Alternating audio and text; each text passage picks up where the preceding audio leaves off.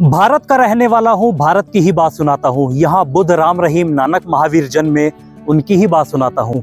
सलाम, नमस्ते, सत श्री अकाल एंड हेलो दोस्तों, कैसे आप सब। मैं उम्मीद करता हूँ आप सब बहुत अच्छे होंगे। दोस्तों, मैं हूँ इस समय हमारे भारत के कर्नाटक राज्य के मैसूर में। और दोस्तों, इस समय मैं मौजूद हूँ मैसूर पैलेस पर। जी हाँ दोस्तों, मेरे पीछे जो आप ये पैलेस देख रहे हैं दोस्तों, ये हमारे भारत का सबसे बड़ा पैलेस है। दोस्तों, जैसे कि हमारे भारत को सोने की चिड़िया कहा जाता था दोस्तों, उसी मिसाल को बिल्कुल सही पेश करता है ये मैसूर पैलेस। क्योंकि दोस्तों, इस पैलेस के अंदर जो वर्क हो रखा है ना, वो सोने और चांदी का वर्क हो रखा है। दरअसल दोस्तों, इस पैलेस के अंदर इसकी जो छतें बनाई गई है, ये इसके जो पिलर्स बनाए गए हैं दोस्तों, उसके ऊपर सोने की परत यानी लेयर चढ़ाई गई है। और दोस्तों, हमारे भारत के अंदर ताजमहल के बाद सबसे ज्यादा दोस्तों इसी पैलेस को देखा जाता है। और दोस्तों, आप इस विशालकाय पैलेस का अंदाजा, इसके आकार का अंदाजा इस बात से लगा सकते हैं कि दोस्तों, इस पैलेस को रात के समय में जगमगाने के लिए यानी रोशन करने के लिए इस पूरे पैलेस पर 97,000 यानी 97,000 बल्ब लगाए गए हैं, जो इस पूरे पैलेस को रात के समय में रोशन करते हैं। तो दोस्तों, उस तरफ से हमने एंट्री की है और इस तरफ से हम इस महल के अंदर चलेंगे, जहाँ पर दोस्तों हमारे शू वगैरह जमा होते हैं दोस्तों। और इस तरफ से दोस्तों आप देख सकते हैं ये कितना बड़ा पैलेस है। ये देखिए, वहाँ तक दोस्तों आप देखेंगे। और इसके सामने वाला जो एरिया दोस्तों, वो पूरा खाली पड़ा हुआ है। देखिए, दूर तक बहुत बड़ा एरिया है। और इसी पैलेस में दोस्तों ये एक मंदिर भी है। तो दोस्तों चलिए अभी अंदर चलते हैं। तो दोस्तों, ये जो सामने आप जगह देख रहे हैं दोस्तों, यहाँ पर हमारे शूज़ जमा करे जाते हैं और 2 रुपये दोस्तों वो लेते हैं। तो आप अपने पास 2 रुपये ज़रूर चेंज रखें यहाँ से। और दोस्तों, इस तरफ से हम यहाँ से पैलेस में एंट्री करेंगे। चलते हैं दोस्तों। इसी के साथ दोस्तों यहाँ से हम अंदर चलेंगे। दोस्तों, आप देख सकते हैं सामने एंट्रेंस लिखा हुआ है।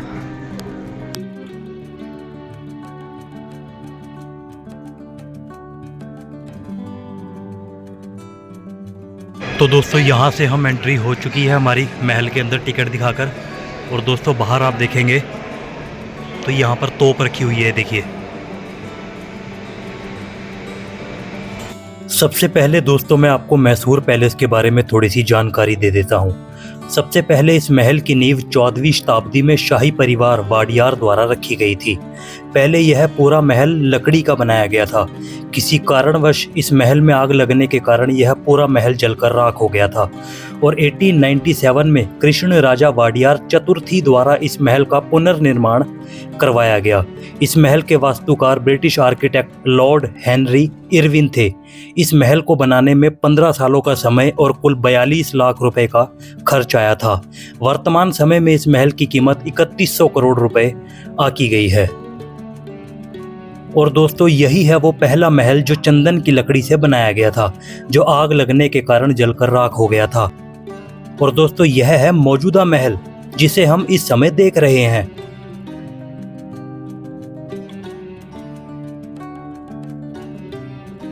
और यहाँ पर आप देखेंगे तो ये सभी चीजें आज के समय में डिस्प्ले के तौर पर रख दी गई है। दोस्तों, उस समय सभी चीजें सोने की हुआ करती थी, चाहे वह मूर्तियां हो, मंदिर हो या बर्तन हो। और ये जो आप हाथी देख रहे हैं, ये असली हाथी के असली हेड यानी असली सिर है, जो इन हाथियों की मौत के बाद उनके धड़ से काटकर अलग कर दिए गए थे। और राजा के आदेश पर इस महल के अंदर केमिकल के बेस पर इन एलिफेंट हेड्स को यहाँ लगाया गया था। और ये जो आप डिस्प्ले के अंदर देख रहे हैं, ये असली हाथियों के असली दांत है, जो यहाँ आगे तक वी शेप में लगाए गए हैं। और आगे हम चलेंगे तो देखिए, ये है उस समय का राजा का चलता फिरता सोने का सिंहासन, जिसे कहा जाता था हौदा। प्राचीन समय में इस सोने के सिंहासन को हाथी की पीठ पर रखा जाता था, जिसके अंदर बैठकर राजा सफर किया करते थे। और इस हौदे का वजन कई 100 किलो होता था।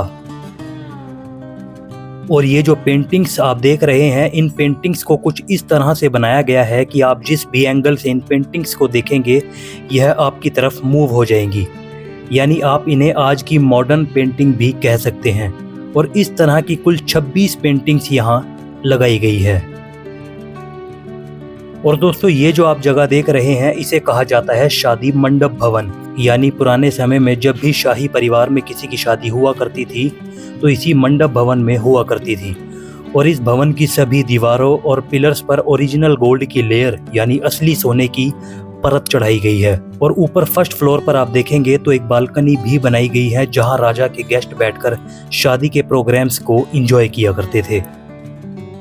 और आगे हम चलेंगे तो यहाँ आप देखेंगे तो यहाँ पूरी वाडियार डायनेस्टी के फोटोग्राफ्स लगे हैं। यानी यहाँ आप इन सभी फोटोग्राफ्स को देखकर यह पता लगा पाएंगे कि वाडियार फैमिली में शुरू से लेकर आज तक कौन कौन राजा रानी रहे हैं। यहाँ ब्लैक एंड वाइट से लेकर कलरफुल फोटोज तक लगी हैं।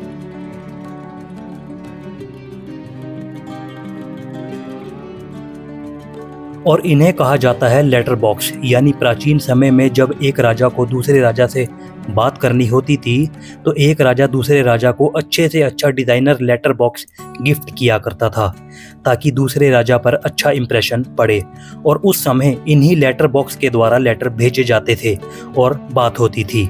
और यह सभी लेटर बॉक्स सोने और चांदी के हुआ करते थे। और दोस्तों ये जो आप पॉइंट देख रहे हैं इसे कहा जाता है कुश्ती अखाड़ा। यहाँ पुराने समय से लेकर आज तक भी कुश्ती होती है। इस फर्श पर राजा के समय में भी और आज भी दशहरे के दिनों में इस फर्श पर मिट्टी डाल दी जाती है और कुश्ती लड़ी जाती है। और दोस्तों इस जगह को कहा जाता है रॉयल चेयर्स रूम। यानी पुराने समय के राजा की जितनी भी कुर्सियां रही है उन सभी कुर्सियों को यहाँ डिस्प्ले के तौर पर रख दिया गया है। और ये जो आप बीच में देख रहे हैं ये उस समय का राजा का ड्रेसिंग टेबल है और इस पर लगे हैं ये हाथी के ओरिजिनल दांत। और ये हाथी राजा का ही हुआ करता था जिसका नाम था गजेंद्र। जब गजेंद्र की मृत्यु हुई तो उसके यह दांत निकालकर राजा के इस ड्रेसिंग टेबल पर लगा दिए गए थे। और यह सभी टेबल कुर्सियां चांदी से बनाई गई थी।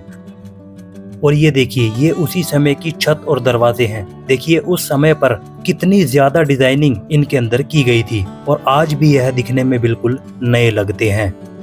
और दोस्तों यह जो आप ग्लास देख रहे हैं इसे कहा जाता है इन्फिनिटी ग्लास।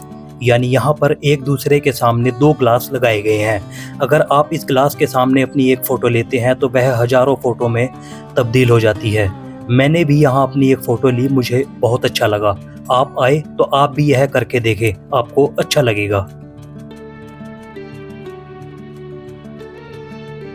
दोस्तों अभी जो हम जगह देखने जा रहे हैं उसे कहा जाता है दीवाने आम। यहाँ राजा बैठकर आम लोगों की शिकायतें और फरियादें सुना करता था। और यह इस महल का मोस्ट ब्यूटीफुल पॉइंट यानी सबसे ज्यादा सुंदर जगह है।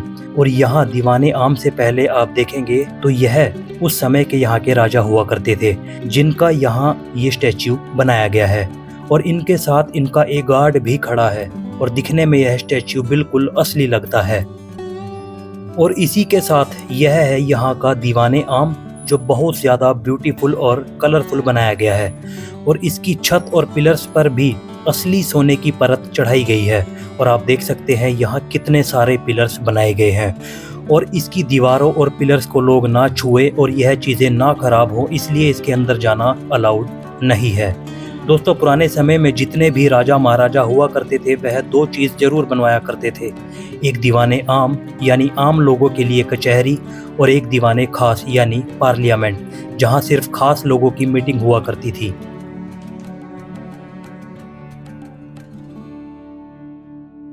देखिए यहाँ राजा बैठा करता था और ठीक इसी के सामने आम जनता बैठा करती थी। अगर आप ध्यान से देखेंगे तो यहाँ आम लोगों के बैठने के लिए भी एक अलग से सिटिंग एरिया है।